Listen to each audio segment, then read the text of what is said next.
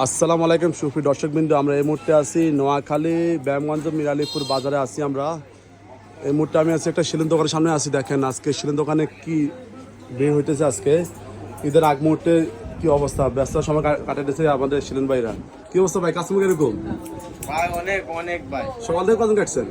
সকাল থেকে ভাই মনে হয় শতখানিকের উপরে গেছে। যা টাকা তো যে সব ভাই যা মনে বস্তা বেড়েছে টাকা আজকে।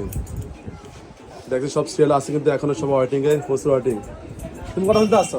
কটা আসছো এখানে? 9টায় আসছো? না, 10টায় আসছো। এখন 1টা বাজে কেন? এখন সিরিয়াল বসে আছো?